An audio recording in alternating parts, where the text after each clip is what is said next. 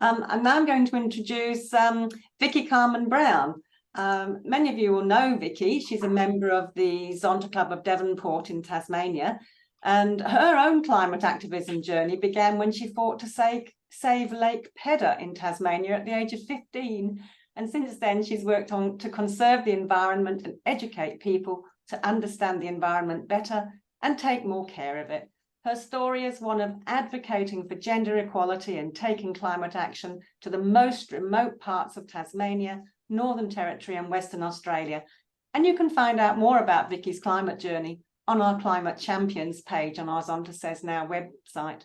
But today, Vicki is sharing her experience of hosting an I'm Ready event. Over to you, Vicki. I'll change your slides for you. Thank you very much, Carol. Okay, so would you like to play the video for us first, Carol? Will do. Here Thank we go. you. Hello, everyone. I think I might need to put this thing on. 1 million women, and welcome to your get together. No matter where you are, what time it is, I'm just so excited that you are together, you are connected, and you are part of this really important conversation. I'd like to acknowledge the land that I am speaking to you from today, the Dharawal country, and to pay my respects to the elders past, present and future. I live in the Illawarra region of New South Wales, in this beautiful coastal strip in between the escarpment and the Pacific Ocean. You know, listening and learning from the wisdom of our First Nations peoples is so fundamental. Understanding that the lands and the oceans and the waterways are living systems. Having this relationship with our earth is the first step to climate action. And we need to feel that in our hearts, not just articulate that in our heads. And we need to feel optimism in our hearts too. You know, that active optimism. The optimism that comes from the conversations that we're having and the actions that we are taking. And that's what your get together is all about. And that's what our new campaign, I'm Ready, is all about. So let's get this conversation started. We've given you a starter pack which has got lots of ideas and conversation starters and a flow for your get together today if you want it. We've identified 3 key things that we believe will have a really big impact over the coming years, and we would love to kickstart that conversation with you today, but also let your conversation flow. And if there are other things you want to talk about around climate, then that's fantastic too. And at the end of your get together, please will you all fill in our survey, each of you individually. And it's really important. It's important to gather this information, to know what your questions are, to get all this information from all the conversations that we are having, because it's important for us to create the content that's needed over the next couple of years. And there's also a place in your starter pack that you can see what else we've got going on outside of this and what are the activities that you can be part of. You know, before I started 1 Million Women, I used to be a cosmetics manufacturer, and my life was really different, and I was disconnected to climate action, to this issue at all. But I did something really, really simple. I got our household electricity consumption down, and when I saw the bill and I saw I had saved all this money and all this pollution at the same time, it was in that moment that I realized that I was powerful and that everything I do shapes the world. And I started 1 Million Women a little over a decade ago, and now we are 1 million women across our social media channels. But this is the decade that counts more than ever for climate action, and it needs us all to do whatever we can wherever we are. And that's why we have launched I'm Ready. It is to galvanize our community, it is to rally women wherever we are. And this conversation that you're having today is really important to that. So I would like to kickstart your conversation with one question. What climate action do you do in your life that makes you feel powerful? Share that with the group. Never underestimate the power that you have and the power that we have collectively to really shift things. Have a wonderful get together. Lots of love. Bye. Okay, over to you, Vicki. Thank you. And just wanted to let you know, of course, Natalie Isaacs, being the founder of 1 Million Women and author of 2 wonderful Women Can Solve Climate Change, really excellent. And I got to see her at one of her launch events in Launceston back in late June. And I went along to the event to get to know this, how to get ready, get together.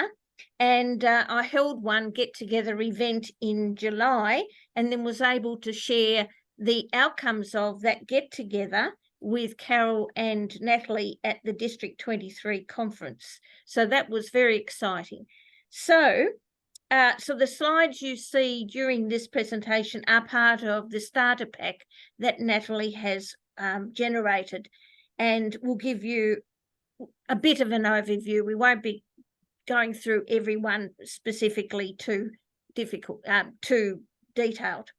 Good. So 1 million thanks. And as you can see, women are in a unique position to lead on climate action, no matter where you are on your journey, whether you are already a climate champion or just starting out. Our new campaign, I'm Ready, is about getting us all to act together. And we're getting together because we want to empower you all on 3 things that Natalie mentioned briefly, that we have identified as having a huge impact for climate action. Transforming our homes to get off coal, oil and gas, rallying our politicians, making our money count for the good of the planet. So women connecting with women, having conversations, supporting each other, and inspiring and galvanising other women to act too is vital for the decade of climate action. And when women are acting, they're also acting for women who aren't in a position to do so. So next, thank you. So at your get-together, or as in mine, we never underestimate the power that you have as one person, and we have as a collective to create change. So we're about to have conversations about one or all of the 3 key things, which will be worked on over the next 2 years. So next. So these are the 3 key areas. And I love the 1M, I'm talking with my local politician, I'm ready to transform my home, and I'm making my money count. So they're the 3 headings. Next. So how to organise your get-together. First of all, we'll start at the top here. Women connect with each other, sharing how we feel about climate action, talking ideas, solutions, the questions and challenges too, is what you get together is all about. So I got 6 friends, very wonderful 6 female friends, a scrumptious afternoon tea, a comfortable lounge, and we sat around a dining table, and that was how we relaxed into this very exciting afternoon. Next. So who to invite? So obviously work out your companions to start you off.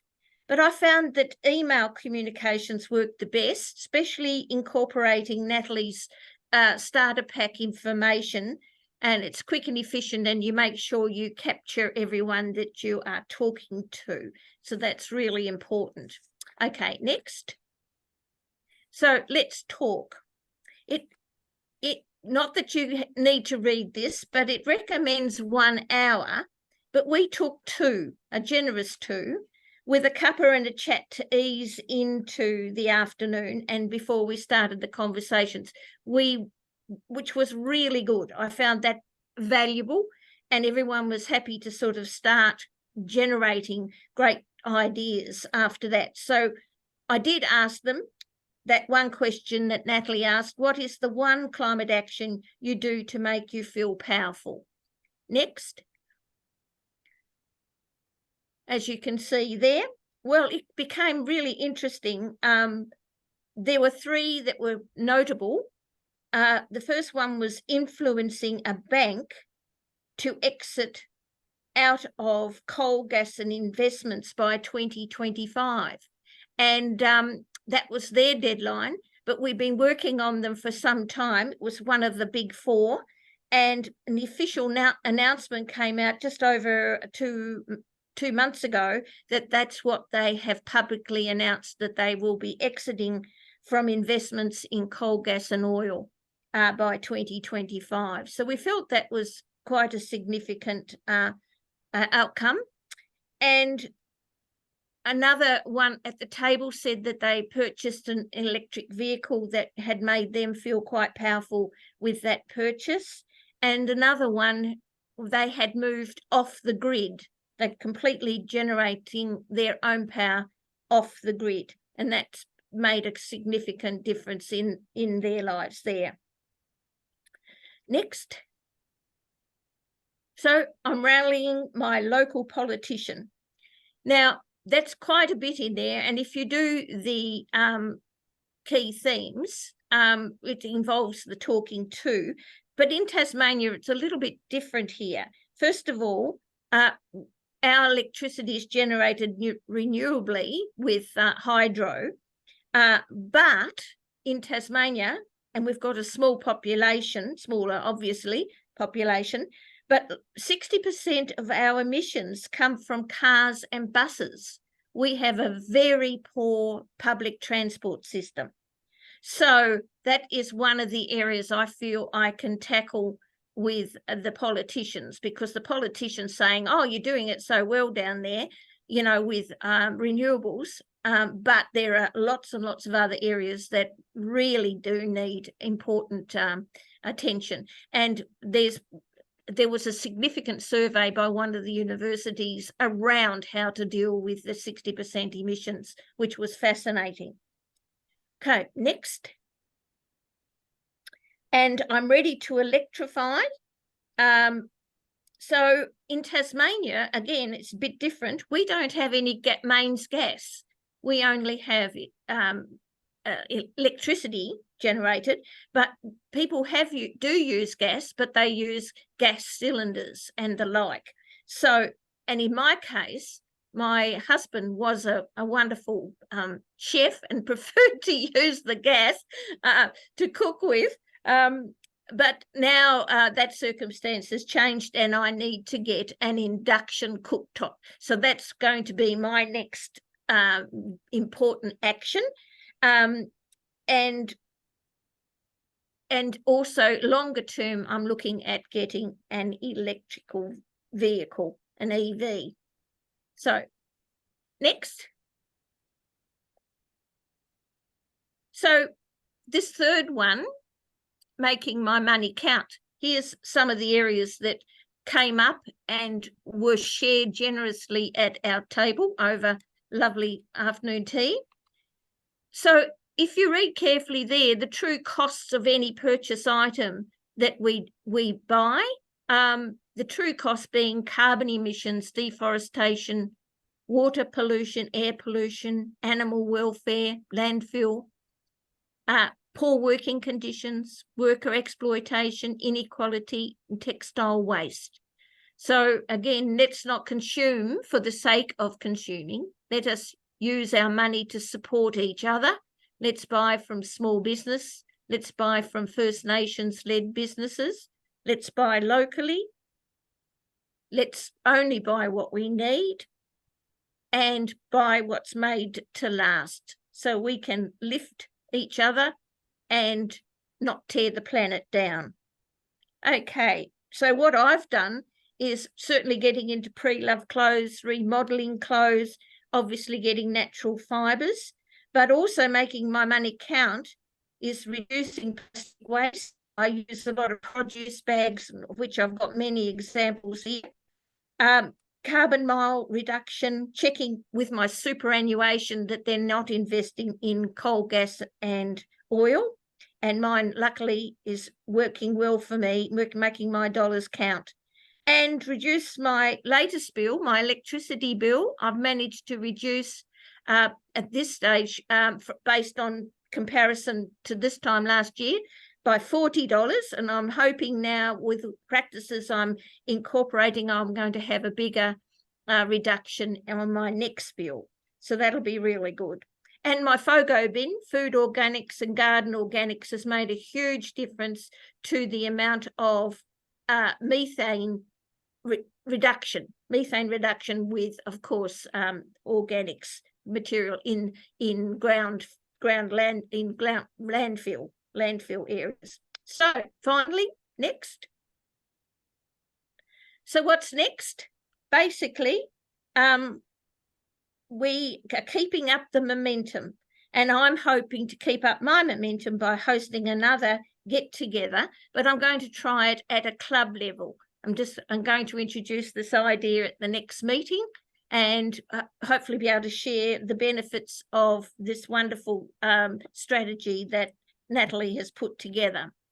So next, and my lucky last slide, is I'm feeling more powerful, I'm feeling more courageous, I'm feeling more woman, I guess, and I'm ready to try that out. I did find the get-togethers empowering, inspiring, and I'm ready to get on with my next get-together happening.